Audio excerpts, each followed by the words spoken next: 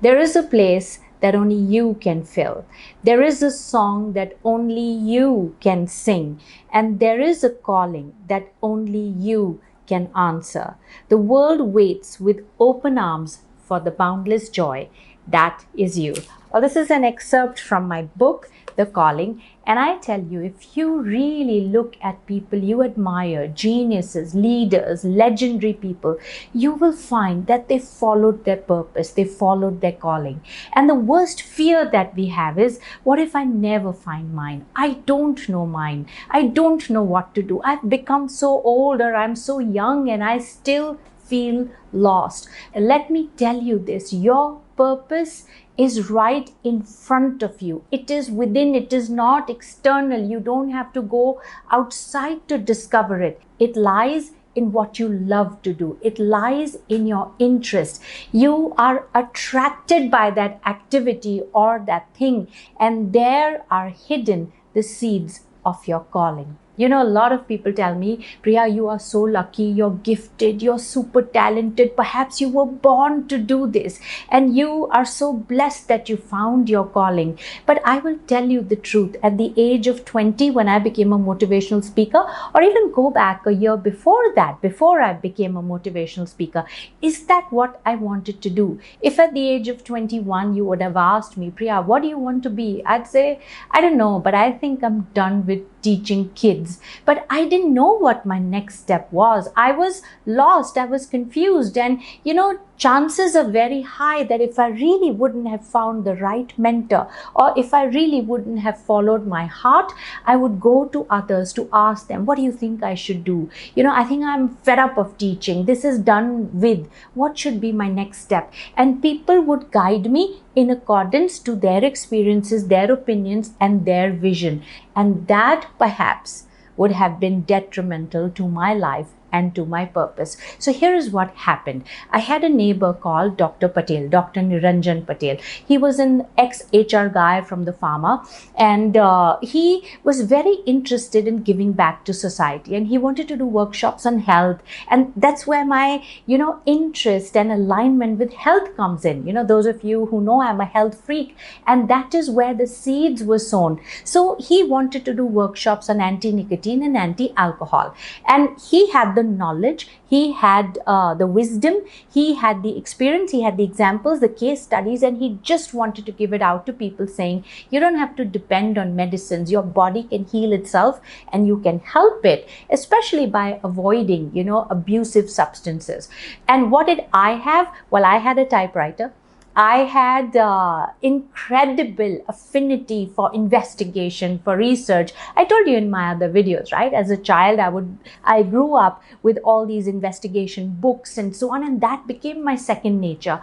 And I had a huge bank of students. By then, I had taught almost 1,900 students. Now add in their families, and that's thousands of people of exposure. So Dr. Patel said that, why don't we work together? And by work together, the arrangement was, I have the content, you type it for me, and then you arrange these workshops with your students and their parents, and I will come and talk. I loved it. I just loved the idea. I loved the idea of helping people, and he was such a genuine human being. So what I would do is, I would take his notes, I would come and typewrite it, then I would go to the library, do even more research, and give him some more points that, what, I found this research paper, I found more documents, I found more knowledge, and so on. Now, here is the thing. Why was I attracted to this? Why did I want to collaborate with Dr. Patel? Why didn't I say, hey, you do your own number, or I am going away to do something else? Why did I agree? You know why? Because I had a basic affinity for helping people. It was a part of my interest. That is where my attention went. It attracted me. So it's okay, you will be led. Why are you going this way? Because you like it, and that is a clue toward your passion, toward your purpose. So there began my journey. I still didn't know what I was doing. If you would ask me, Priya, what are you doing? I'd say I'm helping Dr. Patel. But it's out of interest, it's out of love, because I never asked him, how much money will you pay me? It was without any expectation, pure love, pure contribution. So I spent 2 years with Dr. Patel helping him do workshops on anti-nicotine, anti-alcohol.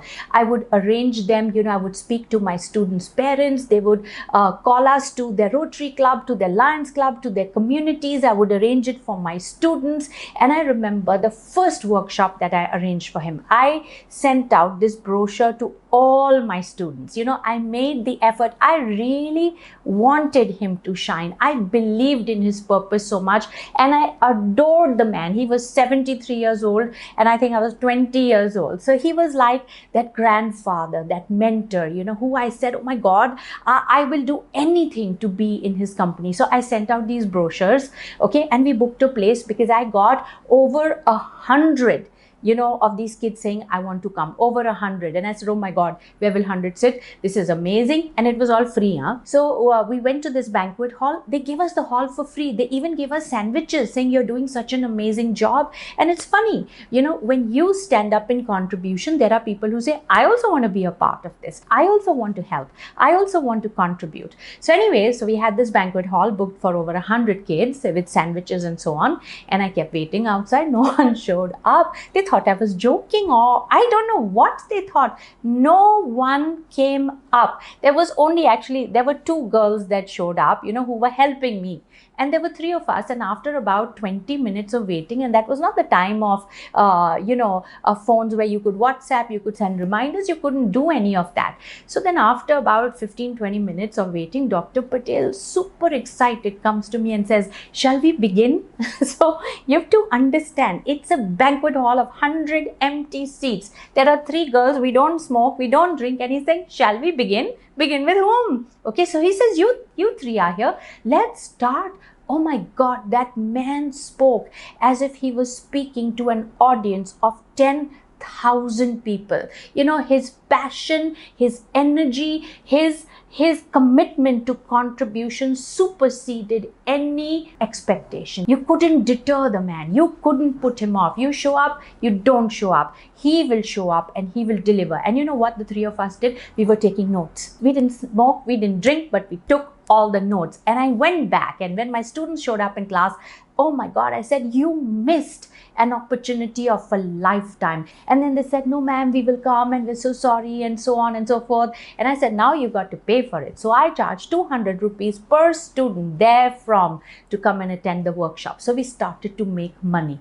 And Dr. Patel called me one day and said, Priya, I need to talk to you about this partnership financially.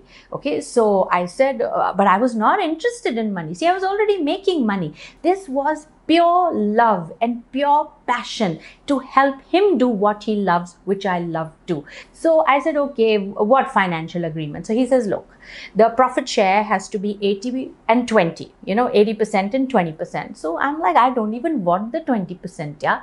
And he's telling me, no, you get 80% and I get 20. And I said, what for? Okay. And he said, because you are arranging everything. You're doing the research, you're doing the marketing, you're getting all the people together. What am I doing? I'm just showing up and talking about something that I already know, something that I've done for life.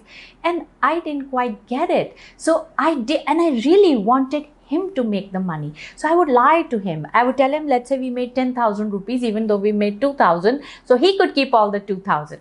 That was our partnership. I was just interested in the project, in the purpose, in the contribution. And here's what happened. Okay, 2 years went by, and Dr. Patel one night tells me, Priya, you should talk. And I said, talk? I mean, what's wrong with you? I mean, at 75, are you losing your mind? He said, no, people come for you. You talk. And I just didn't get it. Why did he say that? The next morning, okay, when I woke up, we actually had a workshop to go for at the Lions Club. It was at 9 o'clock. So around 7:30, my doorbell rings, and Dr. Patel's wife, Saroj aunty, she came to my house and she said, Priya, today's workshop is cancelled because Dr. Patel passed away. He had a heart attack. She said that, she apologized, and she went away. And you have to understand, I come from a family of drama. of emotional outbursts. Even if a glass breaks on the floor, it can go on. The rant can go on for days. And I say this in a nice, positive way now. But that's what I had seen on all my life. And the lady's husband passed away, and she comes and says the workshop is cancelled. She had the courtesy to come up 2 stories and tell me that. And I was shocked. See, that man, he was not fake. What he was talking was not just for you to hear that, I'm trying to make an impact, I'm trying to be an influencer, and I'm trying to be whoever. He was that. What he said is what he was. What he did is exactly who he was. Sane, sorted, and really wanted to help people. And I just stood there zapped. Oh my God. And now I had 2 choices. Okay, he's gone. Call up the people and say, sorry, he's no more, and can't do anything about it. And I said, no, this man last night told me, Priya, you go and talk. Maybe this is what he meant. And I went for that workshop. I had all the notes. I had heard him multiple times over. In fact, I knew more than he was talking, because the research material was so much that you couldn't cover in an hour. And I went there, quickly made Xerox copies of all the notes, and I took the podium and I said, he passed away, but this is his purpose, and you have come here, and I didn't want to let that go. I distributed all the papers, and I tell you, through tears, I spoke. I just read out the entire program at that mic. I cried, people cried, and that's how I did my first ever public workshop on anti-nicotine, anti-alcohol. From there, I finished his project of 7 workshops that I had booked for him. And I am still talking. That's all I wanted to do. Just finish the job that I had started for him. And I, 26 years later, am still talking. What are you saying about you found your calling, you're gifted, you're special, you always knew it? No, I just followed my heart. I just followed something that was attractive to me. I helped someone do that and took over from there. It took 2 years and one man saying, Priya, you can do this, and leaving the stage for me to realize this is my calling. This is my dream. Now, what if that first day when he said, Priya, can you type these notes for me? Or Priya, can you do some research for me? Or Priya, you should arrange a workshop for your students. They smoke. I see them smoking down in the garden. And I would have said, no, I think I'm just too busy. It attracted me. It was a part of my interest. There are so many things that are calling your attention that you're naturally moving toward. Give it a chance. Grow some roots there. Tie up with people who have similar interests. Who are your friends? Are they like you, or are they totally opposite? Find people where you can talk, where you can contribute, who understand you, where that person says you take 80 and you say, no, you take 80. There are people like that. I know it. I promise you. You just have to open your eyes and see. And even if there are no people like that, what is it that you love? What is it that you are interested in? Follow that. And I will tell you, that day that I took the stage, where did that confidence come from? 2 years of preparation on a subject that I don't smoke, I don't drink. And I am standing there telling people don't do it. I remember when Dr. Patel used to do a workshop in my house, I would go ringing the doorbell of all the flats in my building and saying, come for it. I know you smoke, come for it. That is what I would do because I truly believed in it. People ask me, weren't you scared, to take the stage? No, my preparation, my purpose was bigger than my fear. It was bigger than any fear or obstacle that you could throw my way. Preparation and purpose have power. It took 2 years wait. It's okay. Why are you thinking that today you do something or tomorrow you study something and third day your purpose should open up? No, it's going to be tested. You're going to go so far in the journey that 26 years later, you still haven't realized this is my purpose and my calling. You're just in it so deep that other people say, oh my God, you're following your dream, and you're like, I think so.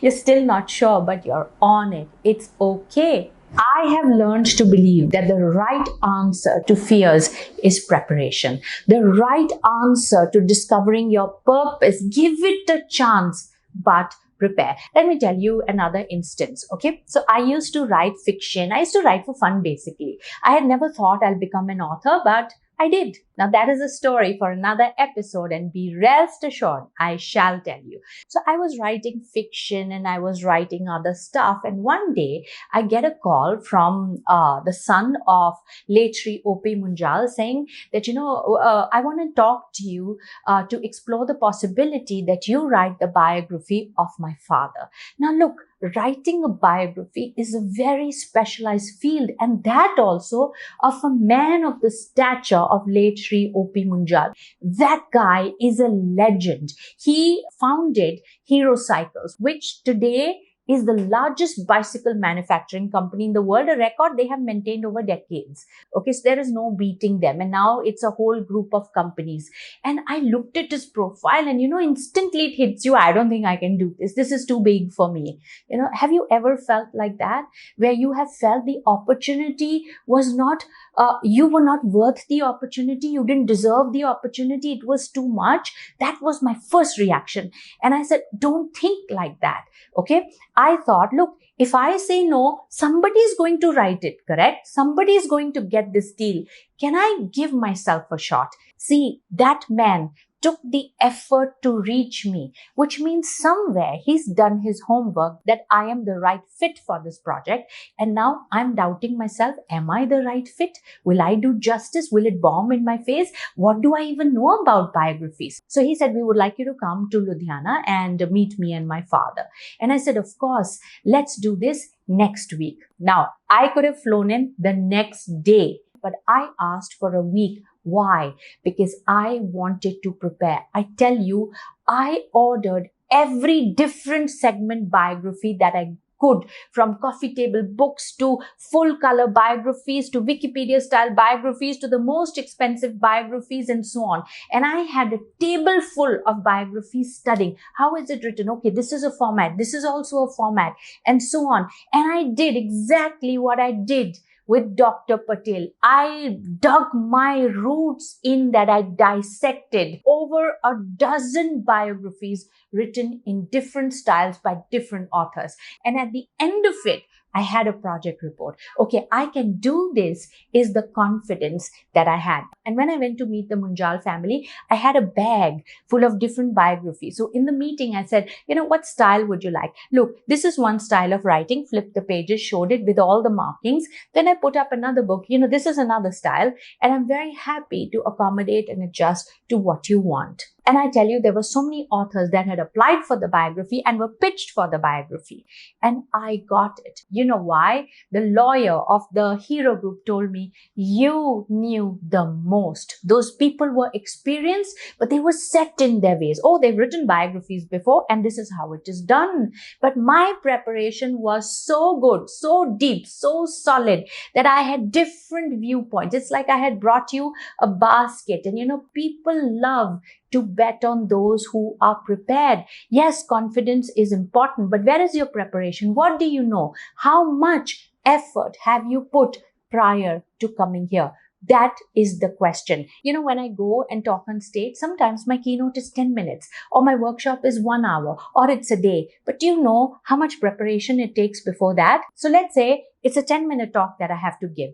What do you think is the duration of my preparation? 10 minutes? 5 minutes? Oh no, it's probably 10 hours to decide, to conceptualize, to come to a final conclusion. This is what I'm going to talk, and then prepare, and then practice, and then practice, and then go and deliver. That is called preparation.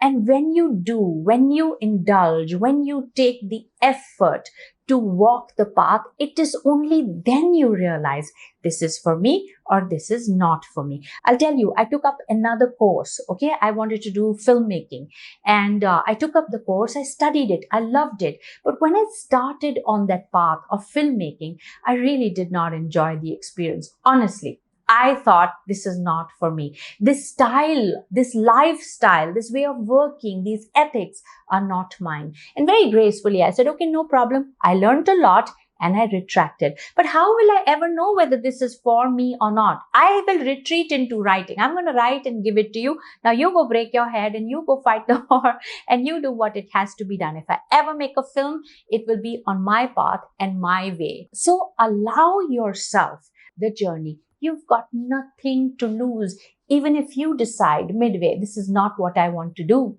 Trust me, you have grown as a person. You've collected stories. You've collected experiences. They come up in my workshops. They come up in my talks. They come up in the stories that I write. It was not a waste. Things and ideas that attract me, I give them a chance. And then I say, okay, not now, not this time, not for me. I'm okay to say that, but I will at least walk a few steps to find out. Understand this, your purpose, your calling is an arm length away. You just have to see from the lens of love, from the lens of interest, from the lens of attention. And once you do, oh my God, just dive into it so deep. The deeper you go, the more your fears disappear. And when people ask you, are you not afraid? You say, no, I'm prepared. And that is an answer to fears.